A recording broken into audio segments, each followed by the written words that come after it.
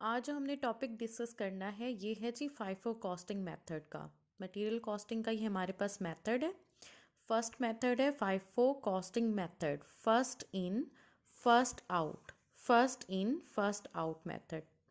और भी companies methods use करती हैं अपनी कॉस्ट को क्लासिफाई करने के लिए, कैलकुलेट करने के लिए, जिसमें आपका जो एक और मेथड है वो है LIFO costing method, last in first out, और है एवरेज कॉस्टिंग मेथड। लेकिन अभी हम डिस्कस करने जा रहे हैं फाइफो कॉस्टिंग मेथड। तो हम फाइफो क्यों यूज़ किया जाता है, कौन सी कंपनीज इसको यूज़ करती हैं, इसको यूज़ करने का मकसद क्या है, वो हमने इसमें देखना है सब।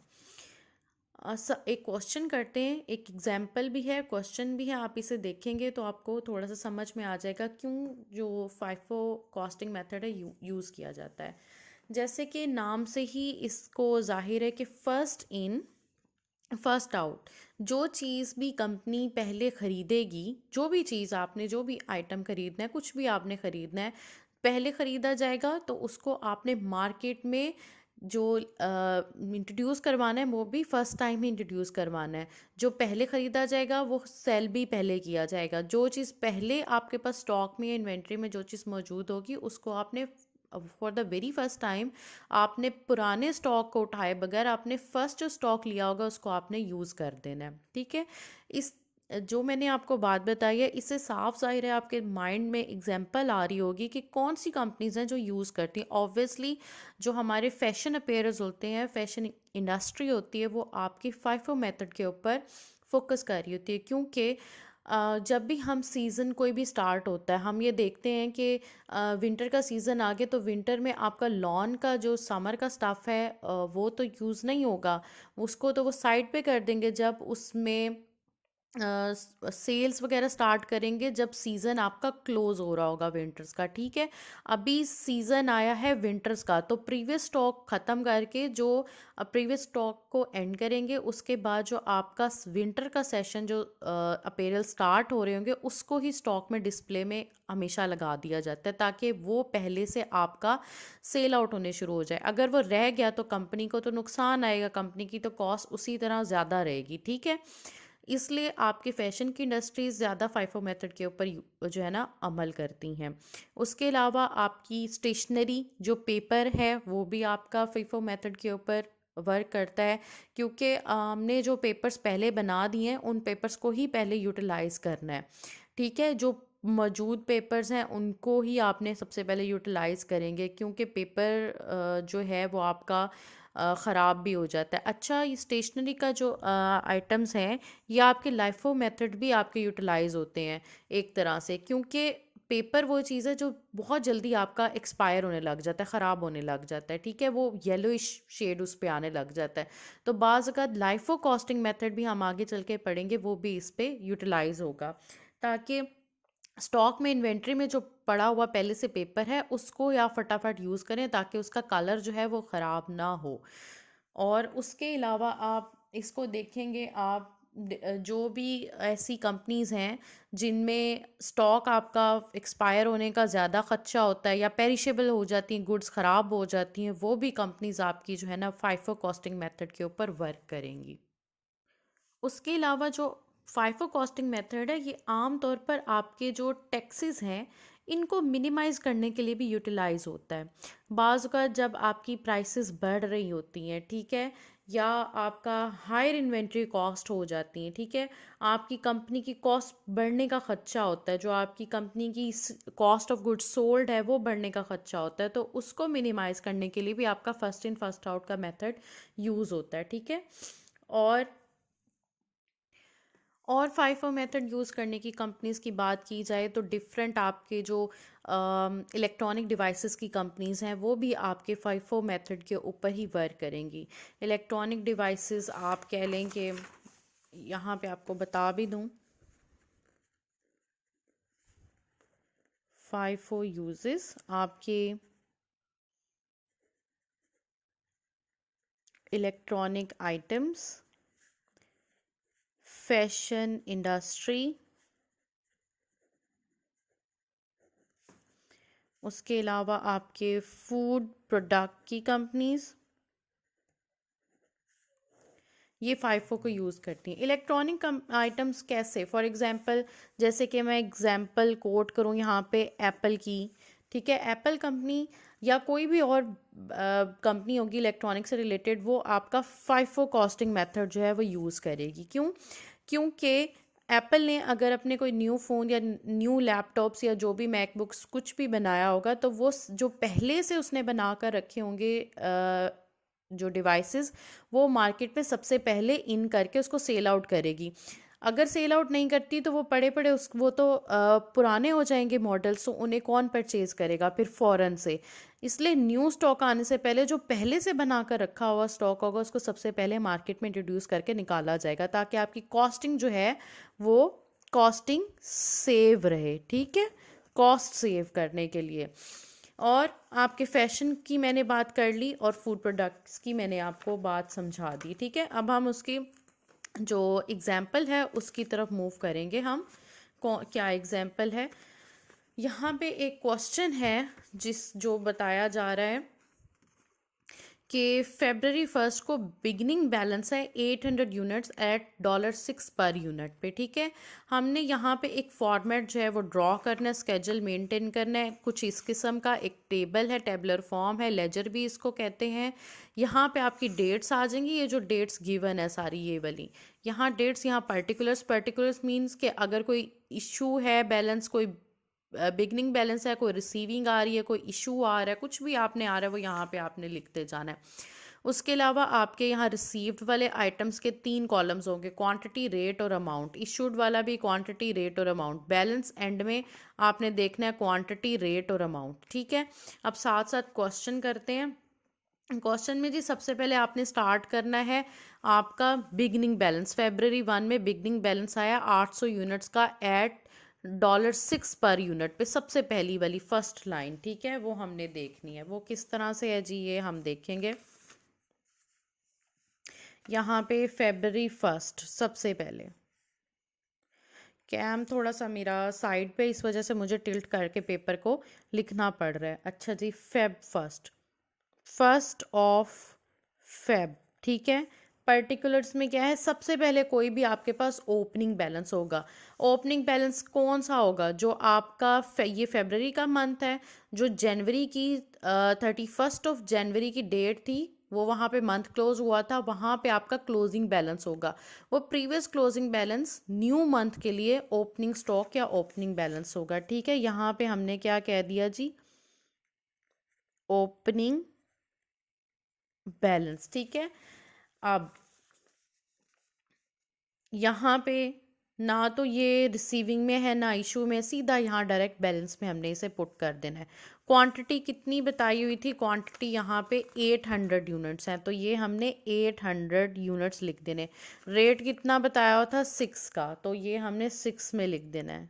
अब क्या करेंगे, इस क्वांटिटी को इस रेट से मल्टीप्लाई कर देंगे। आपने मल्टीप्लाई किया तो आपके पास आ जाएगा $4800 या रुपीज़, जिसमें भी आपकी अमाउंट हो, ठीक है। यहाँ पे ये वाली आपकी चीज़ ख़त्म हो गई, तो इसको हमने क्लोज कर देना है, इस अमाउंट को, ठीक है।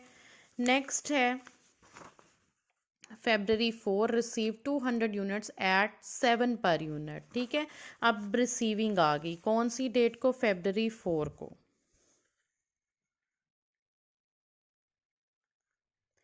4 February आपने क्या की है, रिसीविंग की है, या रिसीव का मतलब है कि आपने कोई चीज़ परचेज़ की है, ठीक है। तो हमने इसे क्या कह देना है कि आपने कुछ परचेज़ कर ली। रिसीव का मतलब यहाँ पे है कि आपने कोई आइटम्स कुछ भी रिसीव किए हैं, ठीक है, वो आपने यहाँ पे बता देने। अब रिसीविंग में कितने डॉलर यूनिट्स आपके थे, 200 यूनिट्स, यहाँ पे सी 200 यूनिट्स एट 7 पर यूनिट, उनका रेट है जी 7, ये रिसीविंग वाले कॉलम में आ जाएगा। और क्वांटिटी कितनी है, 200 इंटू 7, दिस इज़ 1400, ठीक है।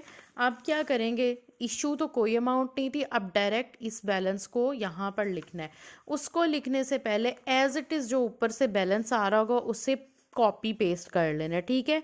ये वाला बैलेंस पिछला क्लोज हुआ 806, 4800, ठीक है। उसके साथ न्यू एक बैलेंस आ गया आपका परचेजेस का, ये बन गया 200, और रेट है आपका 7, ये मल्टीप्लाई करके 1400 था। ये आपके पास एक बैलेंस आ गया। यहाँ तक आपने इसको क्लोज कर देना है, ठीक है। ये एक और एंट्री आपकी पास ऑन हो गई। नेक्स्ट आपने देखना है, डेट है जी 10th of February, receive 200 units at $8 per unit, ठीक है। 200 यूनिट्स है 8 का के रेट पे आपने ये भी परचेज किए हैं, ठीक है जी। February 10th of February आपने परचेजिंग की है 200 यूनिट्स की, और रेट था जी 200 इंटू 8 1600, ठीक है। सेम उसी तरह इशू में नहीं लिखना, डायरेक्ट बैलेंस पुट करना है। बैलेंस में ऊपर वाले जितने भी बैलेंस हैं वो एज इट इज़ आपने कॉपी कर देने हैं, ठीक है। सेम 800 इंटू 6 4800, 200 ये ऊपर वाले 7 1400। अब न्यू बैलेंस आपके पास ये था, ये एज इट इज़ लिखना है 208 1600। वी विल, यहाँ पे आपने एंट्री अपनी क्लोज कर देनी है। It's very easy, very simple, कोई मुश्किल नहीं है। नेक्स्ट रिसीविंग ख़त्म होगी 11th of Feb, ये फेबररी चल रहा है, 11th of Feb issued 800 units. अब आ गया जी कॉलम इशू का, ठीक है। Issued 800 units. अब हमने क्या करना है, इशुएंस में आपने देखने हैं, ठीक है। डेट है आपकी 11th Feb, issued 800 units only. ये इशू वाले कॉलम में आपने यहाँ लिखने कितने जी इशू हुए हैं। ये क्वेश्चन अभी इशू से पता चलेगा आपको फाइफो मेथड क्या है, ठीक है। 800 यूनिट्स। अब यहाँ सिर्फ बताया हुआ है कि इशू किए 800 units, we don't have rate, ठीक है। आपको रेट नहीं है तो क्या है जी, first in first out method apply करना है। फाइफो मेथड, इसमें क्या है, जो पहला रेट चल रहा होगा उसी पे आपने सारे आइटम्स अपने सेल आउट करने हैं, ठीक है। पहला जो रेट चल रहा होगा उसी पे सारे आइटम सेल आउट करने हैं। अब यहाँ बैलेंस में देखें, 3 तरह की वैल्यूज़ गिवन है, 3 वैरायटीज़ गिवन है, 1 2 3। इसमें ये तो समझ में आ रहा है कि लास्ट है, ये मिडल है, तो ये फर्स्ट होगा, इसलिए ये वाला रेट हमने लगाना है, दिस इज़ फर्स्ट रेट, ठीक है। 800 को 6 के रेट पे आपने इशू कर देना है। 800 इंटू 6, ये आपकी बन जाएगी अमाउंट 4800, ठीक है। फिर एज इट इज़ ऊपर से आपने ये बैलेंस आपने सारा का सारा लिख लेना है। अच्छा, यहाँ पे मैं एक और बात आपको बताऊं कि क्वेश्चन के अंदर यहाँ लिखा हुआ है इशू किए हैं 800 यूनिट्स, ठीक है। अब मैंने यहाँ पे 800 एज इट इज़ पुट कर दिया, ठीक है। क्यों, इसको इशुएंस को ऐसे करते हैं हमेशा कि एज इट इज़ 800 यहाँ पे यूनिट इशू करने थे, रेट था आपने फाइफो का लगाना था। 800 यूनिट तो मेरे पास एज इट इज़ आ गए। मैंने हमेशा जो प्रीवियस मेरे पास बैलेंस होगा उसमें से ही मैंने अपने रेट्स जो है ना वो इशू करने हैं, क्वांटिटी इशू करनी है। अब मैं देख रही हूँ कि नीचे 200 है, यहाँ भी 200, यहाँ से मैं 800 रुपया नहीं, 800 की क्वांटिटी नहीं दे सकती। ऊपर मेरे पास 800 ही है क्वांटिटी में, तो मैं 800 का 800 पूरा यहीं से इसको दे दूँगी, ठीक है। 800 मैंने यहाँ से दे दिया और रेट मैंने लगाया 6 का। तो अब मैं क्या करूँगी, इसको मैंने मल्टीप्लाई कर लेना है, तो मेरे पास आ जाएगी अमाउंट यहाँ पर 4800, ठीक है। नेक्स्ट एक एंट्री पास ऑन करेंगे, उससे आपको वाज़िया तौर पे क्लियरली समझ आ जाएगा कि इशू वाली एंट्री मैंने कैसे पास ऑन की है। अब मैंने क्या करना है, जितना पीछे बच जाएगा वो सारा का सारा मैंने यहाँ पर लिख देना है। अब कैसे बचेगा कि ये वाली अमाउंट तो मेरी ख़त्म हो गई, ठीक है, ये ख़त्म हो गया, ये बैलेंस आ गया जी 0, क्योंकि ये 800 में से 800 के 800 पूरे ही एज इट इज़ मैंने इशू कर दिए थे। अब कुछ नहीं बच गया, अब ये तो लाइन ख़त्म हो गई। इसको मैं आपको एक और कलर के बॉल पॉइंट से मैं बता देती हूँ, मार्कर यूज़ कर देती हूँ। ये वाली जो अमाउंट है ये आपकी ख़त्म हो गई, ठीक है, क्योंकि ये पूरा आपने इशू कर दिया। अब आपने क्या करना है, यहाँ पर जो रिमेनिंग बैलेंस है वो आपने लिख देना। रिमेनिंग बैलेंस में यहाँ पर 200 और ये वाला 200, 200 इंटू 7 1400, 200 इंटू 8 1600। ये जी आपके पास एक न्यू बैलेंस यहाँ पर आ गया, ठीक है। इस इशू की एंट्री को भी आपने क्लोज कर देना है। अब नेक्स्ट मूव करेंगे, 11th वाली डेट हो गई है। अब 12 received 400 units at 8 per unit, 400 units at 8 per unit. 12 की डेट को, 12 फेब को आपने रिसीविंग की है।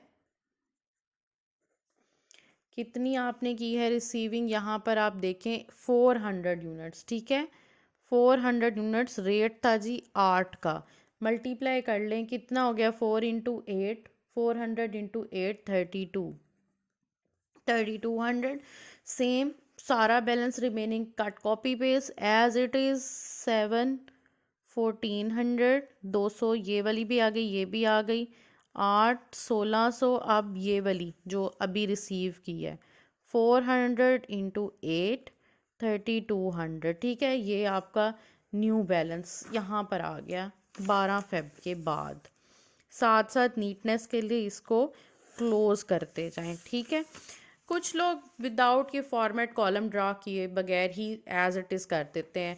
न्यू बिगनर्स को समझने में मुश्किल होती है, इसलिए स्टेप बाय स्टेप करना इजी है, वरना समझ ही नहीं आती स्टूडेंट्स को, ठीक है।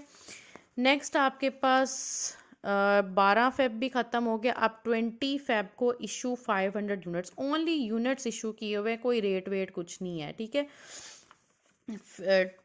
आपने 20 फेब को आना है, यहाँ पर इशुएंस है, इधर आप कुछ भी नहीं, नील लिख दें, जहाँ जहाँ नहीं है वहाँ आपने कोई बैलेंस ना दें, ऐसे कर दें, आपको क्लियर रहेगा, ठीक है जी। अब यहाँ पे कितने यूनिट्स अभी आपके 20 को हुए हैं, 500 यूनिट्स। अब क्या करना है, 500 का 500 पूरा नहीं एज इट इज़ लिख देना, आपने प्रीवियस जो बैलेंस है उसमें से 500 यूनिट्स पूरे करके देने हैं, ठीक है।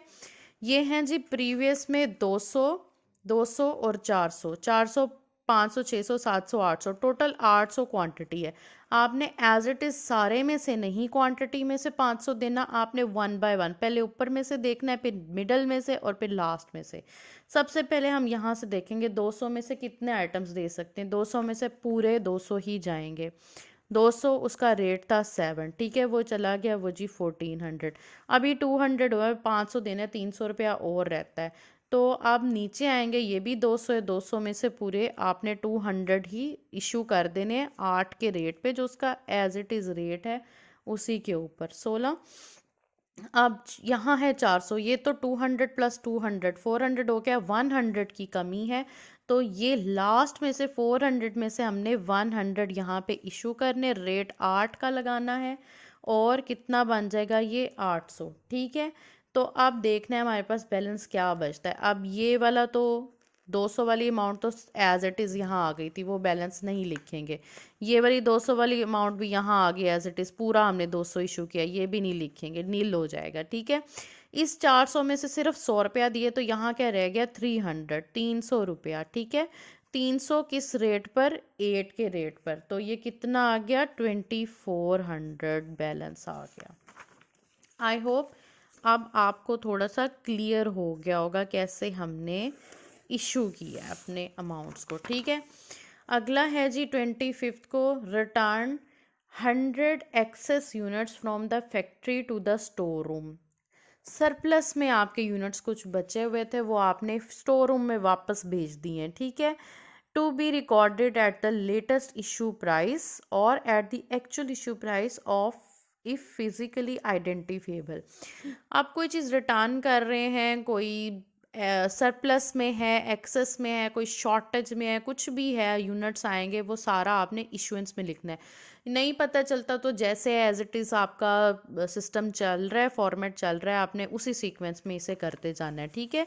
इशुएंस में ही देना है इसको। 25 फरवरी की एंट्री पास ऑन करनी है।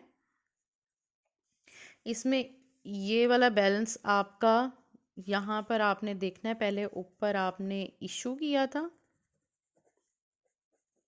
और यहाँ पे आप कर रहे हैं रिटर्न स्टॉक, ठीक है। तो रिसीविंग में नहीं लिखेंगे, इशू में लिखेंगे। कितना इशू कर रहे हैं आप यहाँ पर? 100। तो 100 एज इट इज़ आपने यहाँ पर देखना है कि कहाँ से इशू करना है। अब ये 300 है, 300 में से सिर्फ कितने चाहिए? 100 प्रीवियस बैलेंस में से। और रेट कौन सा है? 8 का। कितना आ गया? 800, ठीक है। तो अब ये बैलेंस 300 में से हमने 100 दिए थे, यहाँ रह गए 200, 8 का रेट लगा और ये बन गया आपका 1600। ये भी एंट्री आपकी ख़त्म हो गई है।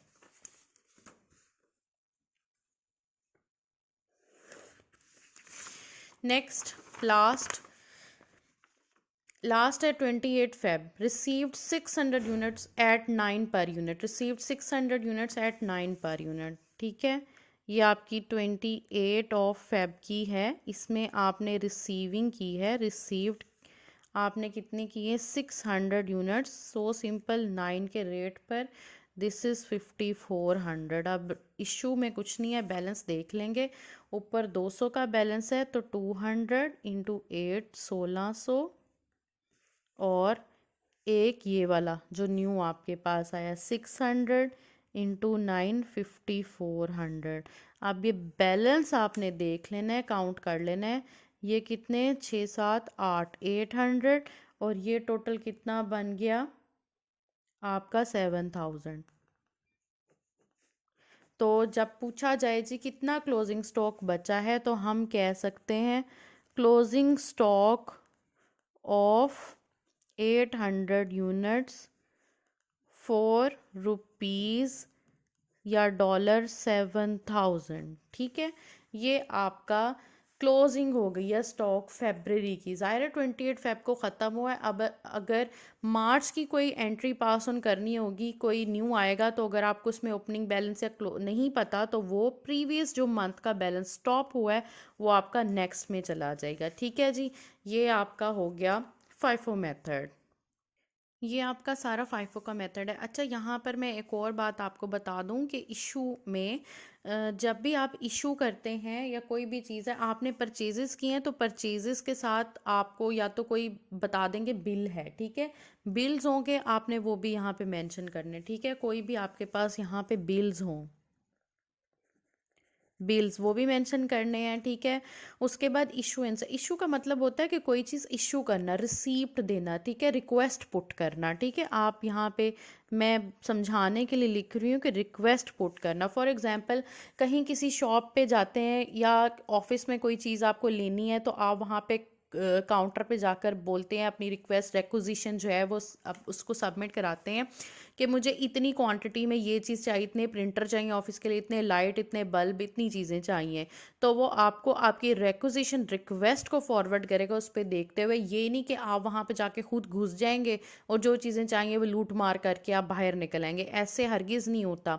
हमेशा जो शॉप पे भी जाते हैं अपना बिल सामने रखते हैं, जो जो चीज़ें चाहिए उसके पेमेंट आप देते हैं और घर आकर वो चीज़ें आप यूज़ करते हैं। तो इशू का मतलब है कोई रिक्वेस्ट देना, कोई अपनी जो है वो रेक्विजिशन आप अपनी फॉरवर्ड करवाते हैं। तो जितनी क्वांटिटी की डिमांड आपको होती है उतनी आप रिक्वेस्ट प्रपोजल अपना शो करते हैं और वो आपको चीज़ें उतनी क्वांटिटी में वापस दे देते हैं, ठीक है। अच्छा, इसके अलावा परचेजेस आपकी वो चीज़ें कोई किसी भी वजह से आपके इनपुट्स हो रहे हैं, किसी भी वजह से आप कोई चीज़ परचेज करते हैं तो आपका एसेट बढ़ जाता है, यानी कोई भी एसेट आ गया ना, किसी भी वजह से आपके रिसीविंग में, आपके स्टॉक में कोई चीज़ ज़्यादा हो रही, इंक्रीज़ हो रही है, तो वो आपने हमेशा रिसीव में लिखनी है, ठीक है। वो प्लस अमाउंट है, कोई एक्सेस हो रही है, इजाफा हो रहा है किसी चीज़ का।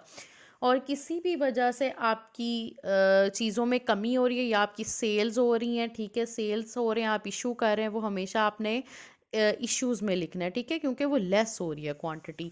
ये आज का टॉपिक है, इसको एक दो बार आप सलीके से तसल्ली से बैठ के नज़रों से गुजारेंगे तो ये होपफुली इंशाल्लाह आपको समझ में आ जाएगा। Thank you so much.